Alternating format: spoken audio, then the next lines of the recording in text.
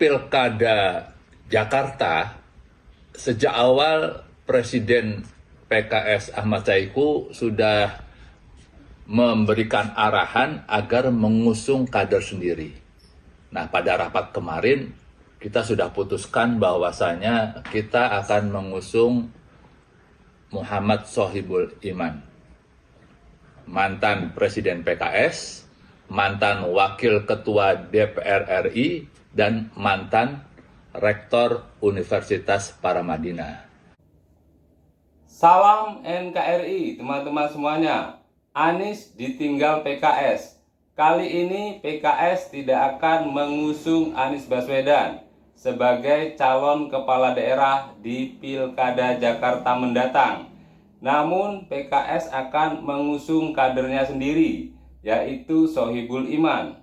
Tampaknya PKS memang harus keluar dari bayang-bayang Anies Baswedan dan lebih mengandalkan diri sendiri. Lagi pula Anies Baswedan bukanlah siapa-siapa di PKS. Pengurus bukan, kader bukan, apalagi ketua umum atau presiden PKS. Nah, berikut ini adalah penjelasan dari seorang pengamat politik, Adi Prayitno. PKS selama ini memang selalu mengidentifikasi dirinya sangat dengan Anies Baswedan. Dan bahkan ketika suara mereka naik signifikan 2019, 2024 itu dikaitkan dengan sikap politik mereka yang selalu ikut dengan Anies Baswedan. Dan bahkan ketika suara mereka paling kuat di Jakarta di 2024 ini itu tidak terlepas dari identifikasi Anies dengan Anies Baswedan. Tapi ini kan tidak berlangsung lama mestinya oleh PKS. Kenapa begitu? Jadi PKS harus mulai melihat Anies Baswedan ini seorang politisi. Dulu dekat identik dengan PKS, iya kan?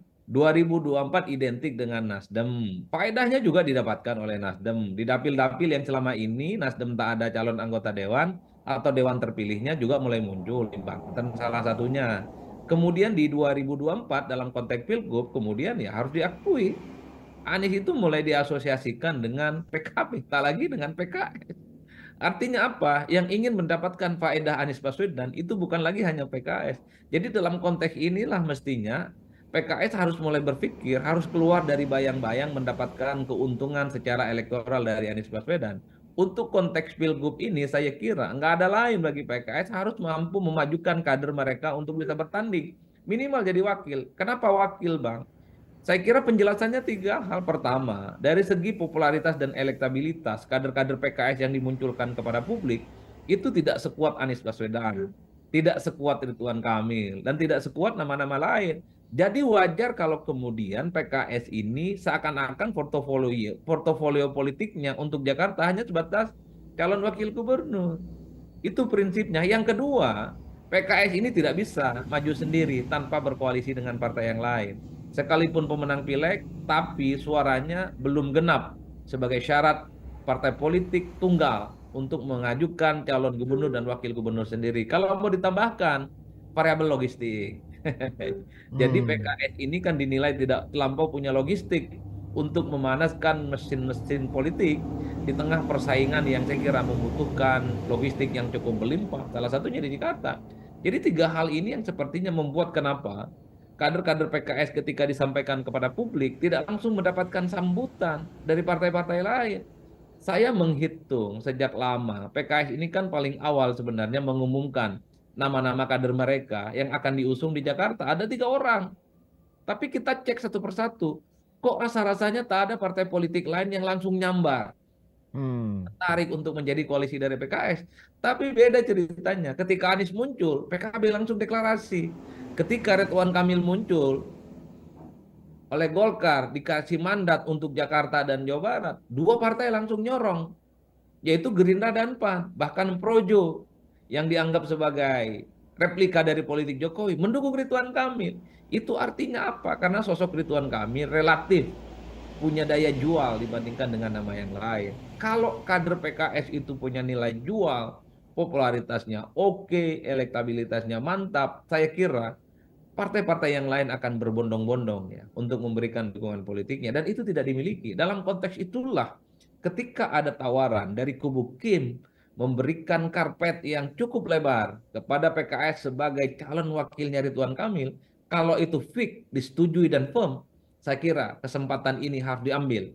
Tak perlu istikharah politik, tak perlu lagi lama, tak perlu lagi bicara tentang Dewan Syuro. Udah ambil aja ini barang. Hitam di atas putih, sepakati, dan langsung tentukan kapan harus segera mendaftarkan ke KPU Jakarta. Itu saja, Bang. Politik ini kan Hmm. soal untung dan rugi, bukan hal yang lainnya.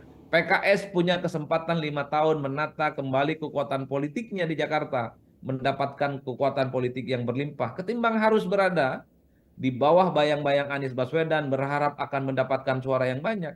Saya kira itu juga tidak terlampau terbukti. Dalam konteks politik nasional, suara kenaikan PKS kan nggak signifikan. Kalah jauh dari Nasdem, kalah jauh dari PKB. Justru Nasdem lah yang mendapatkan begitu banyak berkah elektoral dalam konteks pileg di 2024 ketimbang PKS. Ini yang saya sebutkan. PKS mulai bangun strategi politik yang lain, yang tak melulu mengandalkan Anies sebagai ujung tombak untuk mendapatkan pemilih-pemilih, terutama di kalangan pemilih Islam perkotaan. Karena faedahnya Anies ini terbagi ke PKB, terbagi ke Nasdem, dan terbagi juga ke PKS. Tapi karena ini kemudian dibagi tiga, maka suara PKS tidak terlampau signifikan. Makanya bagi saya, ketika muncul supaya tawaran PKS jadi wakilnya Ridwan Kamil, saya kira ini adalah golden ticket sebenarnya bagi PKS supaya kader terbaik mereka bisa bertanding di Jakarta. Nah, ini menarik ini. Kalau misalnya skenario ini yang terjadi ya, katakan aja misalnya tadi yang Bung Adi bilang, PKS menerima tawaran Kim gitu ya untuk bergabung dan mendapatkan tiket cawagup gitu. Nah, tapi kan ini peluang Anies kan belum habis karena kan bisa aja PKB yang sudah mengusung Anies kemudian bergandengan dengan PDIP dan itu sudah memenuhi 20% kan persyaratan gitu. Nah, ini kan jadinya tadi kalau kembali ke awal ya, soal partai ulangan, big match antara kubu pemenang pemilu, kubu penguasa dengan kubu oposisi menjadi berlanjut, tapi ini PKB dan PDIP melawan Kim dan PKS gitu. Menurut Anda gimana ini skenario seperti itu? Kalau PKB dan PDIP bergandengan tetap mendukung Anies. Ya, saya kenapa ngomong soal kemungkinan big match di Jakarta? Ini kan yang hanya tampak di permukaan saat ini, Bang. Ini kan bukan pada level tataran-tataran yang lebih serius. Ke depan mungkin akan konfigurasinya makin rumit.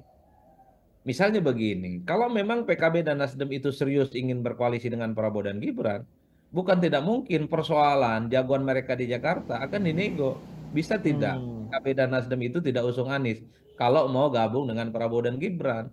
Apapun judulnya, Anies itu dianggap sebagai sosok yang iman politiknya berbeda. Nolak IKN, infrastruktur itu kemudian dikritik, makan siang dikritik, susu gratis dikritik. Untuk apa? Ini kan belum diamplifikasi. Nah, ini akan menjadi variabel yang turut mendinamisasi bagaimana pertarungan politik di Jakarta itu mungkin tidak sehitam putih apa yang kita bayangkan. Apalagi rekomendasi PKB ini kan hanya sebatas pengurus Jakarta, belum lagi pada level pusat. Kalau tiba-tiba pusatnya itu bilang batalkan rekomendasi PKB ke Anies di Jakarta, maka sulit bagi Anies untuk mendapatkan dukungan partai ya, minimal dari PKB. Jadi bagi saya kalau mau menertibkan koalisi Prabowo dan Gibran juga harus dimulai dari sikap politik PKB dan Nasdem, Bang. Sama soal pilkada serentak, bisa tidak partai-partai yang Kim plus sebut saja PKB dan Nasdem yang diasosiasikan soal kemungkinan mereka bergabung dengan Prabowo dan Gibran, pilihan politik mereka pilkada seirama dengan mereka. Kalau tarikan napas politik ini dimainkan, maka PKB yang saat ini sudah memutuskan Anies, mungkin di kemudian hari akan berubah. Itulah tadi penjelasan dari Adi Prayitno. Bagaimana menurut teman-teman semuanya? Terima kasih sudah menonton. Salam NKRI. Hurrah!